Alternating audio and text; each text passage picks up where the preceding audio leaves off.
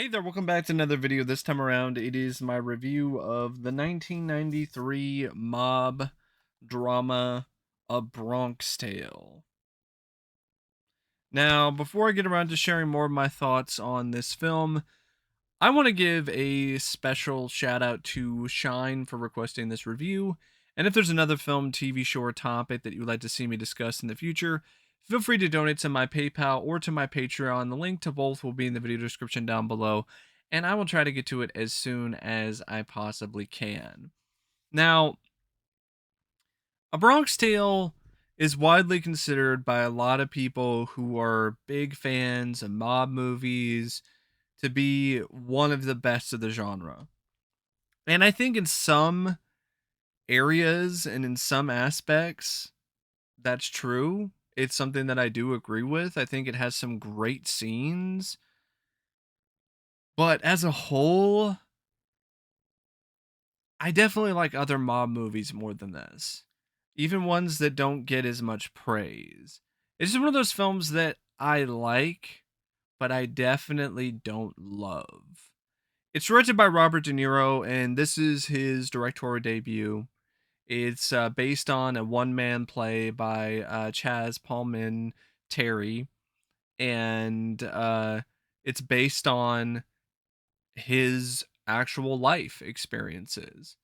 And it's one of those films that definitely does have a certain authenticity because of that. But I think because of the fact that De Niro, this is his first time out, there are some moments here and there where he kind of runs into some first time director problems. Also, I know he was passionate about the story because he liked Chaz's show, but it's just one of those things where it's not necessarily as much of a personal story to him, so he's kind of an outsider. And there were some really nice looking shots in this film. I'm not going to say that the direction is bad or it's a problem. For the most part, for a first time director, I think De Niro does a really good job. But there's a few moments where, things look like they're shot on a stage. There's a few scenes here and there where he's not as ambitious with the camera because it definitely does appear as if he's trying to just get the film done. And there's a reason for that. The film went over budget. It went over the original shooting schedule. De Niro even mentioned this in an interview on this on the Blu-ray for this film, and he talked about certain challenges, as a first time director, and so specifically mentioned the whole thing where there were some times where he got very stressed out in terms of getting the shoot done for the day, and he didn't even watch dailies. That's the other thing. He didn't watch playback because he felt like that could be a distraction for some reason. And I think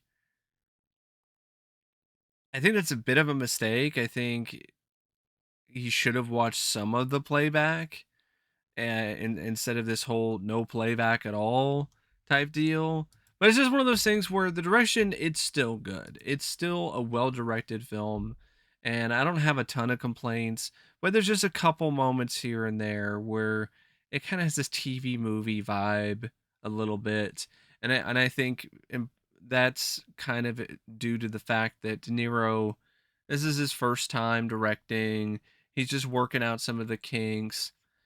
Um, but there are some really impressive sequences in this though, with some really good direction. There are scenes that are genuinely clever in terms of the way that they match the music for the scene, or the way that they match the mood, or whatever atmosphere or feeling that the scene is trying to convey. Um, I definitely feel that sequences involving something like the fight between the bikers and the mob guys at the bar, or the really tense sequence where Cologio And I think I probably mispronounced his name. It's such a weird, like Calogero, or he gets involved with his friends, and they're up to no good, and they're a bunch of racist assholes, and they are going down to the part of the town that is mainly African Americans, and they're going to essentially perform a crime, a racially motivated crime, and that whole sequence is very tense. I think De Niro did a good job really displaying the tension in that scene, and how it ends in a fiery climax is also something that I feel was really effective in terms of the way that that sequence is shot when the car is on fire and everybody is just realizing that they fucked up. And there's a few other bits here and there that I did find to be rather well done in terms of the direction, like the sequence involving the dice, or the first time that C meets the girl that he has a crush on, the uh, the first like 30 minutes or so where it's introducing the setting and introducing the characters, and you have the whole lineup of the different mobsters, and you have the whole sequence where young C, he sees Sonny shoot the guy when he's sitting there on the stoop, and then you have the whole bit where he's essentially tasked to do a police lineup right there on the street and identify the shooter. And I think that's a well shot sequence. But like I said, there are some moments where it doesn't necessarily have the same spark or the same creativity or uniqueness as something like Goodfellas from Scorsese, or Scorsese's Casino, or even Brian De Palma's work like Scarface, or Carlito's Way, or even Francis Ford Coppola's work in the Godfather films. Um, but it's still a job well done. It's just not really on the level of some of those other really well known, really well acclaimed mob movies in terms of the direction by De Niro. It almost makes me wonder, like, what if this film was directed by a more established director? But at the same time, you get a certain energy, a certain spark that De Niro brings to it as a first time director that I don't think you necessarily have otherwise. So it's one of those things where at the end of the day, I'll take some of the warts, so to speak, because the end result is still something that De Niro makes his own. Now, the script is by Chazz Palminteri, and it's very much just a straight up adaptation of his one man play with a few changes here and there. And it does lead to some aspects of the film feeling a bit, I don't know if stodgy is the right word, but definitely a bit cramped in terms of the fact that it really does have this play structure. And I think that at times that can affect the pacing of the movie, at least for me personally. Also, this script lacks an edge. It lacks a bite to it that I honestly associate the majority of the best mob films that I've seen. They have a certain edge to them, a certain sharpness. And I'm not going to say that this is just completely for kids or anything. there are some sequences that involve a lot of language and specifically, harsh language. And there's also scenes that have some pretty hardcore violence, but they're really not scenes that are that common in the film. So there's a lot of moments in the movie where it honestly plays out like the Wonder Years. Like a cleaner, little more sanitized version of a mob story with the whole stuff with the kid who's growing up and he's at odds with his father because he's idolizing this mob boss, and the he then grows up and becomes a young man, and he's wrapped up in everything involving Sonny and his organization despite his father's problems and his best intentions, and it- all of his attempts to try to get his son to go on the right path. And it just kind of has this Wonder Years Lifetime kind of vibe to it as a result. And I think that having a little more lighthearted approach is not a bad thing overall, because it does help it stand out from some of these other mob movies. But I think without that sharpness, without that edge, without that bite, it just doesn't resonate the same way, at least for me personally. And I also never really understood the gravity of some of the film's messaging. Like, I think the quote, there's nothing sadder in life than wasted talent, like, that has potential, but what talent are we talking about when it comes to Sunny or C? You never really see any of that. So that term, that those words of encouragement, they don't really carry any weight. They don't really hold that don't really have any impact. Because what was Sonny's talent? He was a good mob boss. And even some of the stuff that C's father was telling his son, um, that Lorenzo was telling his son, C, didn't really click that well for me either. Like the stuff where he's saying that, oh, they don't love Sonny, they fear him. There's a difference. From what I was seeing, people in the community, they feared him and they also loved him. It's a similar sort of thing that happened with John Gotti and some of these other mob bosses when it comes to how they treated everybody in their neighborhood with respect and appreciation, as long as they aren't getting in their way. And you got that vibe with Sonny. So I didn't really get that. Like, I didn't get that vibe from Sonny. I got the vibe that a lot of people in the community, they genuinely loved the guy despite the fact that they knew that he was a mob boss, but they liked him because he not because he just seemed like he was somebody who was a stand-up guy. He stood up for the neighborhood, didn't let people who were just wanting to cause a ruckus come in and screw things up for everybody, like the bikers that rolled into town.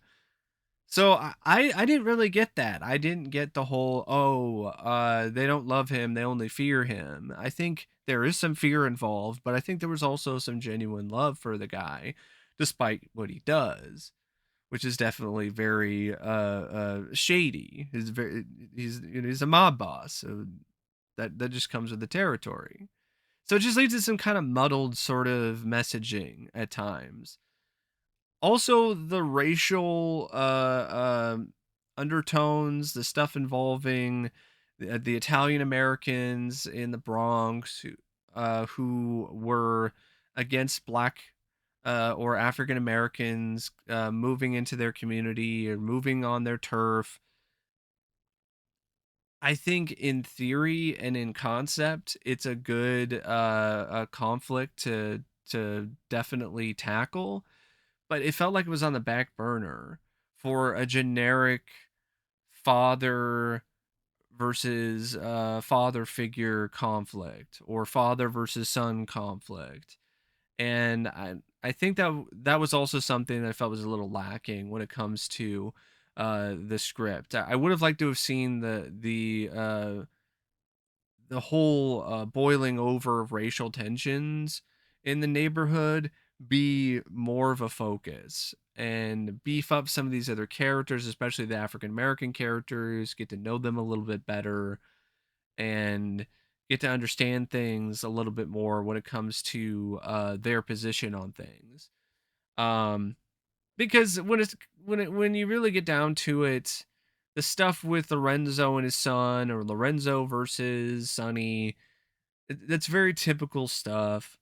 And that's also another problem the script suffers from, and honestly, the entire film suffers from, is just timing. It came out after Goodfellas. It came out after the Godfather films. It came out after these other mob or gangster movies. So it kind of has this, I wouldn't necessarily say completely been there, done that flavor to it, but it definitely does have a certain familiarity. So, I mean, right from the opening scene with the narration, and it's about a young boy who wants to be a gangster. That's the opening of Goodfellas.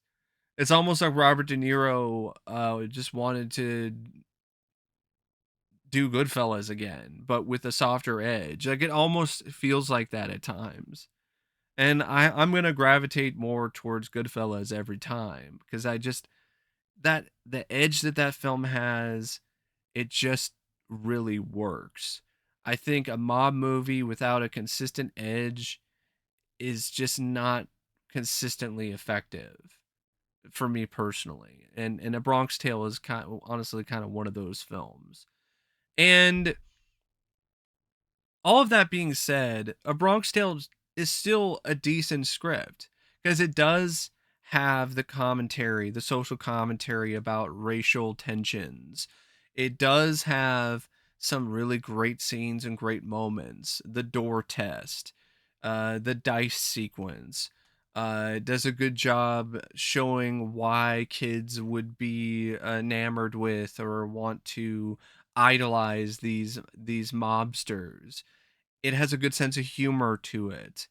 I think the relationship between C and his father is handled well, and you understand why they are having issues with one another, but you can also really get both of their point of views and why they're in a conflict and what needs to be done for things to smooth over or to be solidified again when it comes to their relationship with one another. You understand why Sonny looks up to, well, not Sonny. I mean, why C looks up to Sonny. You understand why C looks up to Sonny as a father figure, and that's all some really decent solid stuff. There's even a twist involving the guy who got attacked over the parking space, and Sonny shot the guy, shot the guy who essentially tried to beat the other guy up. That I thought was pretty surprising, and I would say you would only really catch who it is if you're paying real close attention to that scene. Otherwise, when the character it shows up at the end, it's a good surprise. It's a good little twist. Um, but yeah, it's just one of those films where I do feel that the way that it's written, it has a certain authenticity to it. It does provide some good emotional scenes that carry at least a decent amount of weight, but there's not really much of a central conflict other than the struggle for, I guess, the love of C when it comes to father versus father figure. And of course, you have the stuff with the racial undertones, but the racial undertones, the racial tensions, that whole thing just kind of feels a little shoehorned in there at times because they just need to kind of have something there to create more of a conflict. Um, and I do like the idea that C would be inadvertently saved by Sonny tracking him down and taking him out of that car that ultimately would wind up getting burned to a crisp, along with the rest of his friends. I do like that that happens, and you have this extra new added conflict of C trying to find Sonny to thank him for saving his life, only for Sonny to get killed before he was able to tell him how much that he appreciated what he did for him. And there's other little lines of dialogue too that I definitely felt were rather good, like the back and forth between C and Sonny, where C is telling Sonny, why don't you trust anybody? And Sonny's tells him, that's the only way that I can survive, that kind of thing. Like that's and he's like, well, and C's like, well, that's no way to live. And it's a common term, a common um I guess not necessarily common sense, but it's definitely something that you hear quite often, but it's true. It's something that rings very true, and there's a lot of that in this script, and I think Chaz deserves a lot of credit for that because in a lot of these other mob films, you don't necessarily have the same authenticity. It definitely feels more of a Hollywood version, more of a fantasy. They focus more on the violence. They focus more on the other aspects of mob life and mobsters that's more in your face. And I like that this film provides a different perspective. It showcases a different side at times, but I feel that it could have had a little bit more of that edge, uh, because it just seems like Sonny, he definitely is a guy who has a short temper at times. He's definitely a guy who is not going to take shit from anybody. You see that in the bar scene. But other than like one scene where he gets a little mad at C for taking his car, and then the car winds up having a bomb in it later. There really isn't a lot about this guy that really makes him into somebody that you really get why everybody is supposedly so afraid of him, I guess. That's the other thing. It's like, okay, he's a guy who is supposedly not loved by his community. People fear him, but there's not a lot of scenes like that with this character with Sonny. The way that things are written, it just seems like he's not a total pushover, but he's definitely not the terrifying presence like Tommy, for instance, from Goodfellas, or even Robert De Niro's character in that film. It's not really that kind of thing, and I think that that really speaks to kind of the softer edge that this script has, and I think that's kind of what Chaz wanted, because I believe that's what the one man play has anyway. So I think I think there's definitely a concentrated effort to not really focus so much on the violence and the other aspects of mob films that became very popular at this time, and instead focus on um, other elements and more lighthearted stuff like the Jinx guy and the dice scene and the door test and so on. But there's a consequence of that. It does make things feel like it's a little more sanitized, a little more clean, and despite the R rating, you kind of get the vibe that is like the mob years. And for some people, they prefer that. They prefer that approach to a mob movie. I'm not one of them. The cast, though, on the other hand, is mostly great. I would say Robert De Niro. I think this is one of his more underrated performances. I thought he did a fantastic job playing Lorenzo, the father who works his ass off as a bus driver.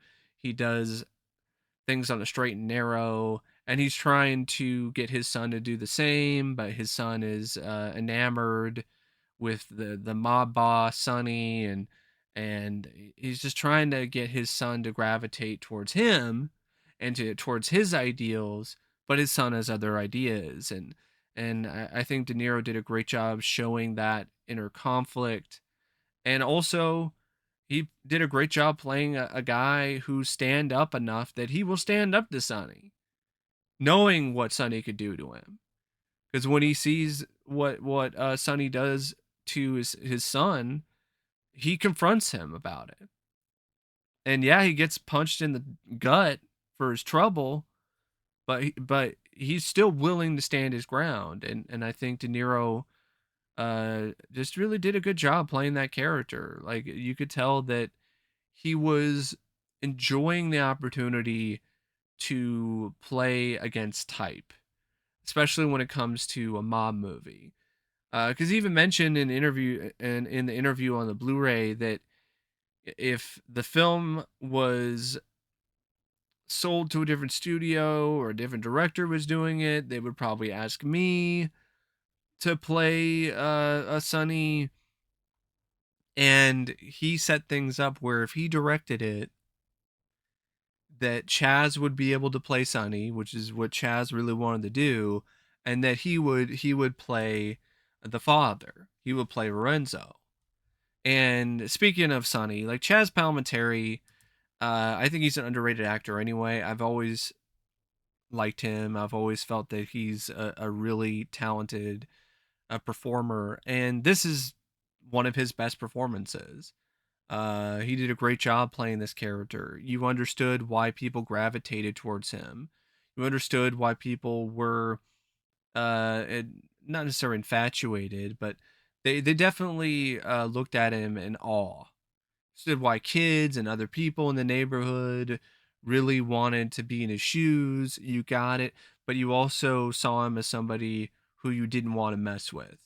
Like you didn't want to mess with this guy, but at the same time, he did provide the character with a certain softness, with a certain bit of sympathy that definitely made the character into a mob boss that stands out among other mob bosses because he's not just this vicious animal. Like there's a certain side to him that is more human, and I think Chaz really did a good job bringing to the screen, all these different nuances of the character of Sonny. Um, Now, the actors who played Young C, Lillo Brancato Jr. and Francis Capra. Francis Capra, he played the Young C, age 9. Um, I think he thought he was good. He was fine for a young kid actor. Honestly, out of the two actors, I liked his performance a little more than Lillo Brancato Jr. And I guess it's because he's a kid, so you can overlook some of his deficiencies at times when it comes to his acting. But when you get to Lilo, or however you say his name, it's harder. And I just thought that he was just, I wouldn't say he was entirely weak when it comes to his acting, but it definitely did come across as just kind of there for me. Average.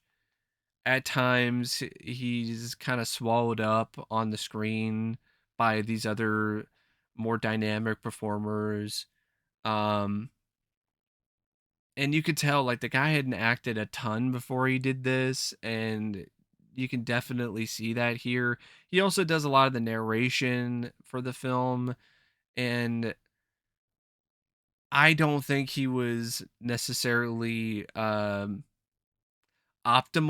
so to speak, when it comes to the narration. It was nice to hear a certain authenticity there with his New York accent and everything, but I just don't really feel that he brought enough emotion to the narration or variety.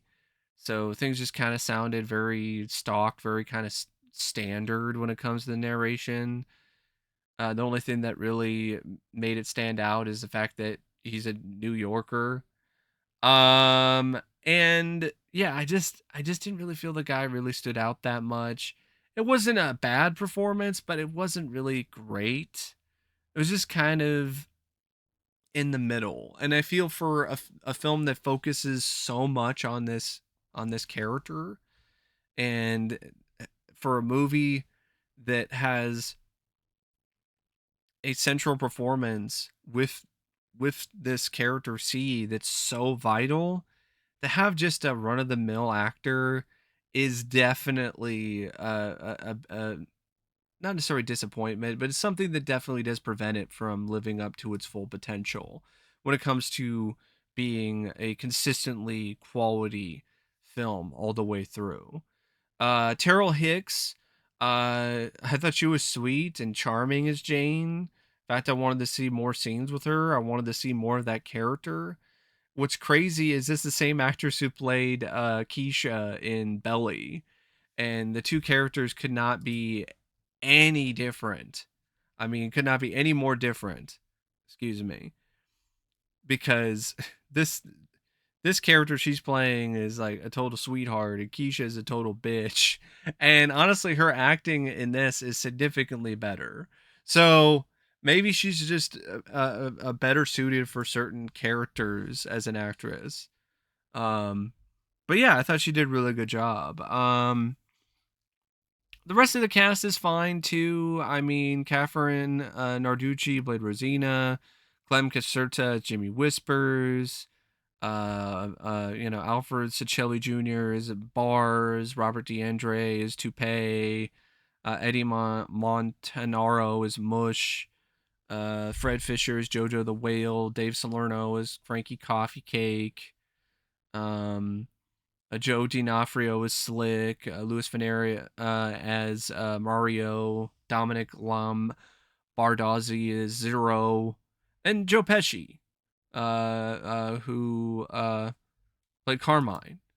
Um, Joe was not in the film a lot, but he made the most of his 1 minute of screen time. And yeah, it was a good cast. And the film also featured some really solid, if not spectacular at times, technical elements like the cinematography by Ronaldo Villa uh, Lobos, and the editing by David Ray and Robert Q. Lovett, especially the editing. Like, there were some really great edits in this. Like the opening sequence that's just showing the neighborhood and just showing all these different people in the neighborhood just having fun. I thought that was a really good bit of editing, and just a lot of moments throughout the film that are just really quite special when it comes to the way they're edited, and especially when it comes to how they are timed with the songs. And that's another really good thing about the film is the soundtrack, which featured a lot of popular hit songs and doo-wop hits from the 60s, which is the time that the film takes place in for the most part. There's also some stuff that takes place in the 70s, so you have some 70s music as well. Um, and honestly, for a movie that's 120 minutes, I think it goes by at an okay pace. I think there are some moments though where it gets a little, I wouldn't say boring, but it just feels typical when it comes to some of the drama. and so it doesn't really necessarily go by as fast as it does in other scenes. But at the end of the day, I still think it's a solid film. It's decent. It's pretty good.